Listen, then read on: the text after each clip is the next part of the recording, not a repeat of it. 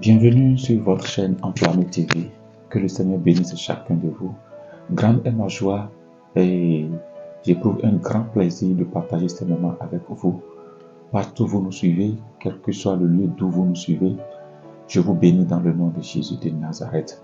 Alors nous sommes la génération Flamme du Réveil de Modibo Ministries. Je suis le pasteur Modibo Thibaut, votre serviteur Modibo Thibaut. Et vous nous suivez en ce moment sur votre chaîne préférée YouTube Enflammé TV. Vous êtes tous les bienvenus à cette émission, en particulier à cet enseignement. Et avant de commencer, nous prions dans le nom de Jésus. Saint-Esprit, parle à chacun de nous. Saint-Esprit, conduis ta parole, que ta parole trouve de place en nous. Explique-nous ta parole. Saint-Esprit, explique-nous ta parole clairement au nom de Jésus-Christ de Nazareth. Que tout l'auditoire soit béni en écoutant cet enseignement au nom de Jésus. Amen, amen, amen. Alors, nous avions introduit un enseignement sur les dons du Saint-Esprit détaillés. Et aujourd'hui, nous allons commencer avec ces dons du Saint-Esprit. Nous vous avions dit, il y a 9 dons que le Seigneur a donnés à l'Église, 9 dons du Saint-Esprit. Et les 9 dons sont divisés en 3 catégories. La première catégorie qu'on appelle les dons oraux et les dons de langue. La deuxième catégorie qu'on appelle les dons de révélation. Et la troisième catégorie qu'on appelle les dons de puissance. Et chacun de ces dons a été accordé par le Saint-Esprit pour l'édification et l'utilité commune, afin que le peuple de Dieu en bénéficie. Et ces dons, je vous le rappelle, seul le Saint-Esprit donne ces dons. Aucun homme n'a le droit de donner un don, mais les dons viennent du Saint-Esprit. C'est pourquoi on les appelle dons de l'Esprit et non dons de l'homme. Que personne ne vous trompe. Aucun homme ne peut donner un don, mais c'est le Saint-Esprit qui donne le don selon son propre plaisir. Amen. Alors, cela va nous amener à lire notre texte de base qui se trouve dans 1 Corinthiens, le chapitre 12, à partir du verset 7. 1 Corinthiens, chapitre 12, verset 7. 1 Corinthiens, chapitre 12, verset 7, et nous lisons la parole du Seigneur. 1 Corinthiens, chapitre 12, verset 7. À partir du verset 7. Or, à chacun, la manifestation de l'Esprit est donnée pour l'utilité commune. En effet, à l'un est donné par l'Esprit une parole de sagesse, à un autre une parole de connaissance selon le même Esprit, à un autre la foi par le même Esprit, à un autre le don des guérisons par le même Esprit, à un autre le don d'opérer des miracles, à un autre la prophétie, à un autre le discernement des esprits, à un autre la diversité des langues, à un autre l'interprétation des langues. Waouh! Maintenant le verset 10 dit, le verset 11 dit, un seul et même esprit opère toutes ces choses, les distribuant à chacun en particulier comme il veut. Je reprends le dernier verset, c'est très très important. Il dit, un seul et même esprit opère toutes ces choses, les distribuant à chacun en particulier comme il veut. Comme il veut. Un seul et le même esprit opère toutes ces choses. Donc c'est donc que nous allons voir pendant toute cette série d'enseignements. Je vous rappelle, c'est le même esprit qui opère de différentes manières. Et le Saint-Esprit accorde les dons selon son plaisir, comme il veut, comme le Saint-Esprit veut. Mettez dans vos têtes, c'est comme le Saint-Esprit veut. Si tu as le don de guérison, ce n'est pas parce que forcément tu l'as voulu, mais c'est le Saint-Esprit qui le veut. Tous les 9 dons ont été distribués à chacun en particulier, selon le désir du Saint-Esprit. Donc aujourd'hui, nous allons commencer avec ce premier don qu'on appelle la parole de la sagesse. C'est quoi la parole de la sagesse? Le don de la parole de la sagesse. Reconnaissez qu'il existe la sagesse humaine et la sagesse divine. Mais ici, il s'agit de la sagesse divine. La sagesse divine, cette sagesse dont nous avons plus besoin. Et le don de la parole de sagesse, c'est un don qui amène à une dimension supérieure dans la révélation et qui a trait à la sagesse de Dieu. Il concerne la révélation des plans de Dieu. Dieu vous fait connaître son plan de manière surnaturelle. Voyez, de manière surnaturelle. La parole de sagesse peut être aussi un mot très simple, une décision, une explication sur lesquelles Dieu a placé tellement d'onction qu'il change le cours des choses les plus complexes. Écoutez, le don de la parole de la sagesse, en premier lieu, c'est une révélation supérieure. C'est une révélation que Dieu donne. Une révélation qui sort de l'ordinaire. Et ensuite, ce don permet de régler les problèmes les plus complexes. La parole de la sagesse permet de régler les problèmes les plus complexes. Les plus complexes. Écoutez, la parole de la sagesse a permis à Salomon de trancher entre les deux femmes qui se réclamaient mères d'un même bébé. Mères du même bébé, si vous vous rappelez. L'histoire se trouve dans 1 Roi, le chapitre 3, le verset 16 au verset 28. Le temps ne nous permettra pas de lire, vous pouvez lire 1 Roi 3, verset 16 à 28. Écoutez, cette action de Salomon a quitté l'étape ordinaire pour extraordinaire. Cette sagesse que Salomon a utilisée pour trancher cette situation entre deux femmes qui se réclamaient mères du même bébé. Lisez bien l'histoire, vous verrez ce qu'on appelle la sagesse. Comment Salomon a pu comprendre, comment Salomon a pu en arriver là pour trancher cette situation que aucun homme ne pouvait trancher. Alors c'est pour vous dire, la sagesse vous amène à régler les problèmes qu'aucun homme ne peut régler sur cette terre. Dieu vous donne la possibilité, la capacité de régler les situations les plus complexes. Waouh! Nous avons besoin de la sagesse en ces derniers jours. Je vous assure, nous avons besoin de la sagesse en ces derniers jours. Donc, la sagesse est manifestée par le fait qu'on puisse répondre à toutes sortes de questions sans même avoir en soi la réponse au départ. Voilà une autre forme du don de la sagesse, de la parole de la sagesse. Tu réponds à une question, tu donnes la réponse à une question alors que tu n'avais pas cette réponse au départ. Mais le don de la sagesse t'amène à répondre à cette question correctement et parfaitement. Waouh! Correctement et parfaitement, sans même te tromper.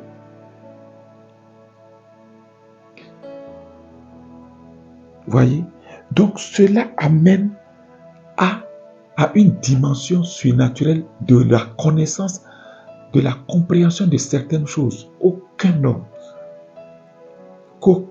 ne peut faire. Écoutez, le don de la parole de la sagesse, c'est le don qui donne la capacité à l'homme de résoudre les problèmes qui semblent irrésolvables. Avec ce don, l'homme a la capacité de résoudre les problèmes qui semblent irrésolvables. C'est le don qui met fin aux contestations. C'est le don qui met fin aux contestations. C'est le don qui fait taire tout le monde. Quand le don de la parole de la sagesse entre en action, tout le monde se tait. Ce don-là met fin aux contestations. C'est-à-dire, personne ne peut plus contester quoi que ce soit. Lorsqu'une personne qui possède le don de la parole de la sagesse intervient à une réunion, écoutez, lorsqu'il parle, plus personne ne peut parler. Parce que les paroles qui sortent de sa bouche sont les paroles qui étaient recherchées, mais que personne n'avait. Parce que ces derniers n'avaient pas, ou bien ne possèdent pas le don de la parole de la sagesse. Un petit garçon, un petit enfant peut posséder ce don.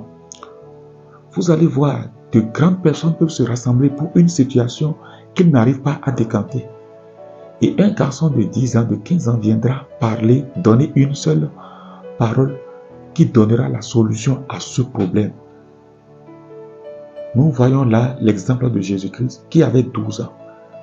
Et Jésus parlait dans le temple devant les vieillards. Devant les vieillards. Devant les personnes qu'on appelait quoi? Les personnes de la loi. Les personnes qui étaient censées connaître la loi. Les docteurs de la loi. Jésus parlait et la Bible nous déclare que tous ces vieillards-là étaient surpris par le discours, par la manière dont Jésus parlait. Et la Bible continue en disant quoi? Parce qu'il grandissait en sagesse. Lui-même, il était cette parole de la sagesse. Lui-même, il était cette parole de la sagesse. Et donc, cette parole de la sagesse se manifestait déjà en Jésus dès le plus bas âge. Et aujourd'hui encore, le Seigneur a mis ce don-là à la disponibilité de son peuple pour que son peuple puisse en bénéficier. La parole de la sagesse. Vous en avez besoin et nous en avons besoin. C'est le don qui met fin à tous les problèmes, le don qui met fin à toute contestation, le don qui fait taire tout le monde. Quand un homme qui possède ce don-là parle, tout le monde se tait. Le don de la parole de la sagesse. Et ce don n'est pas accordé aux vieillards comme certains le pensent. Ce don est disponible pour tout le monde. Je le répète, ce don est disponible pour tout le monde. Enfant comme grand, ce don est disponible. Écoutez, ce don-là, nous avons besoin de ce don-là. Un jeune peut posséder ce don. Un adolescent peut posséder ce don. Tout comme un vieillard peut posséder ce don. Le don de la parole de la sagesse est le don de l'heure. Nous avons besoin de ce don. Alors, nous allons voir le deuxième don, le don de la parole de connaissance. Pour aujourd'hui, nous allons voir le don de la parole de connaissance. Le don de la parole de connaissance. La parole de connaissance est une portion de la connaissance infinie de Dieu. À travers ce don, Dieu vous donne une révélation surnaturelle sur les choses de la vie, sur les gens.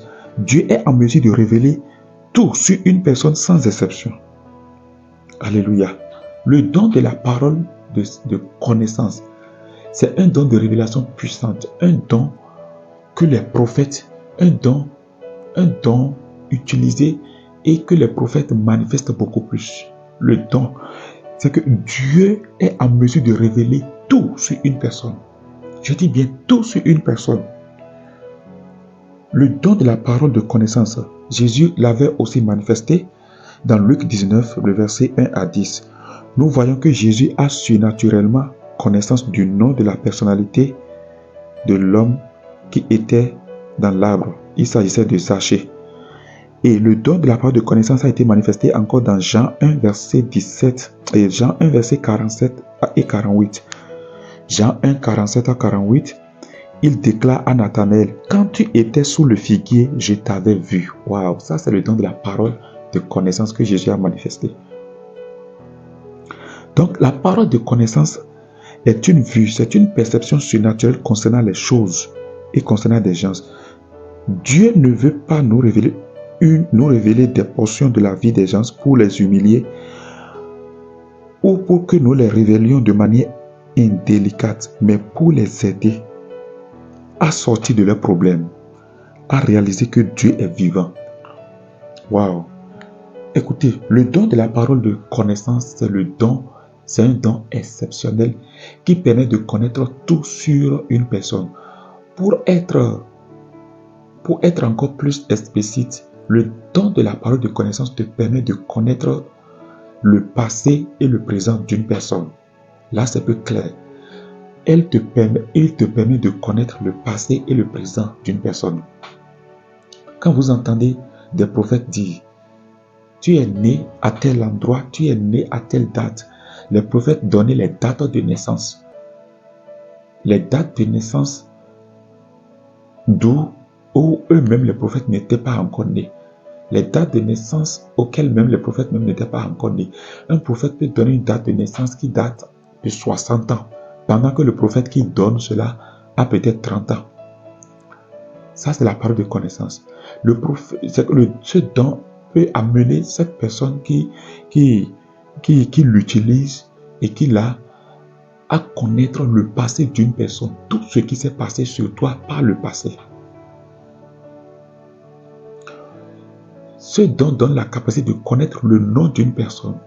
Ce don donne la capacité de connaître les choses cachées sur une personne, le prénom d'une personne, le lieu de naissance d'une personne, sans que cette personne n'ait aucune information venant des hommes. Mais ces informations viennent directement de Dieu. Waouh! La parole de connaissance. Le don de l'heure. Nous avons besoin de ce don pour connaître les choses cachées. Lorsque tu manifestes ce don, plus rien n'est caché à toi. Une personne peut être en train de te mentir, mais lorsque tu possèdes ce don, rapidement, tu sais que cette personne est en train de mentir et tu lui dis, tu mens, voici ce qui s'est passé. Tu dis la vérité à la personne. Donc ce don-là a deux objectifs. C'est aider les personnes à sortir de leurs problèmes et aider les personnes à réaliser que Dieu est vivant et que Dieu les connaît. Vous imaginez une personne qui vient à l'église avec tous ses problèmes et Dieu utilise quelqu'un qui a le don de la parole de connaissance et Dieu utilise cette personne à lui dire tous les problèmes que cette personne a traversés. Vous voyez déjà, imaginez la paix que cette personne aura. Imaginez la surprise. Cette personne sera surprise. De sorte que, mais comment il a su mon problème? C'est la parole de connaissance. Et cette personne saura que Dieu l'aime. Cette personne saura que Dieu l'aime. Ce n'est pas pour exposer une personne d'une manière indélicate, mais c'est pour amener les gens à sortir de leurs problèmes. Et quand le problème est dit, Dieu donne la solution sur comment sortir du problème. Donc, la parole de la sagesse, c'est d'abord révéler le problème. Révéler le passé et le présent d'une personne sans avoir jamais vu la personne, sans avoir eu aucune information sur la personne. Dieu donne la capacité de révéler le passé et le présent de la personne. Donc, c'est un don qui fait sortir les secrets du cœur. Ce don permet aux secrets du cœur d'être dévoilés. Alléluia. D'être dévoilés. Et ce don amène les gens à la conversion, à une transformation de vie, à une guérison intérieure ou physique et à une délivrance. Ce don, lorsque ce don est en action, ça transforme la vie de la personne vers qui on manifeste ce don. Ça change la personne, ça apporte une guérison intérieure, ça apporte la tranquillité de paix, de cœur, ça apporte la paix du cœur. Ce don-là est le don dont nous avons besoin. Ce don apporte la délivrance totale. Alors, chers frères et sœurs dans le Seigneur, voici les deux dons que nous avons eu à parler aujourd'hui. Les deux dons que nous allons développer pour cette séance. Et avec le temps, nous allons continuer avec les autres dons. Nous avons détaillé 2 des 9 dons. Donc, nous avons encore 7 dons en cours. Et tu dois rester branché sur la chaîne Enflammé TV à tout moment pour écouter le reste. Je sais que ça te fera du bien. Alors, je voudrais que tu pries avec moi. Seigneur, aide-moi à connaître mes dons. C'est la prière que tu dois faire. Seigneur, aide-moi à connaître mes dons. Chacun a un don. Chacun a un ou plusieurs dons. Le Saint-Esprit a accordé à chacun, mais certaines personnes ne connaissent pas leurs dons. Peut-être toi qui me suis, tu possèdes ces dons, mais tu ne le sais pas. Peut-être toi tu possèdes ces dons, mais tu ne le sais pas. Si vous avez des questions par rapport à ces 2 premiers dons, envoyez vos questions dans les commentaires. Donnez vos questions dans les commentaires. Écrivez vos questions dans les commentaires et nous vous répondrons. Alléluia. Nous vous répondrons. Donc, vous aurez les dons en détail jusqu'à la fin de cette série d'enseignements. Partagez cette vidéo, s'il vous plaît, et abonnez-vous massivement. Abonnez-vous. Abonnez-vous. De plus grandes choses sont en cours. Nous sommes à au-delà de 600 abonnés. Au-delà de 600 abonnés en 5 mois. Dieu nous fera grâce. Nous irons à des milliers d'abonnés au nom de Jésus. Et ça dépendra de comment vous-même vous allez partager et inviter les gens à s'abonner. Abonnez-vous et cela vous fera du bien. Et que le Seigneur vous bénisse. Je prie pour toi au nom de Jésus. Que le Seigneur t'aide à découvrir ton don. Les dons qui sont cachés, les dons que tu ne connais pas, que Dieu t'aide à les découvrir au nom de Jésus-Christ. Tu ne seras pas inutile sur cette terre, mais tu seras utile au nom de Jésus. Quand tu auras découvert ces dons, tu seras utile pour ta famille. Tu seras utile pour ton église. Tu seras utile pour la société. Tu seras utile pour la nation et pour le monde entier. Reçois la grâce de découvrir tes dons au nom de Jésus-Christ de Nazareth. J'ai prié. Amen. Amen, amen, amen. Demeurez bénis et que la paix et la grâce de notre Seigneur Jésus-Christ demeurent avec vous. Votre vie ne sera plus jamais la même. À très bientôt. Restez branchés sur Enflammé TV. Ciao, ciao.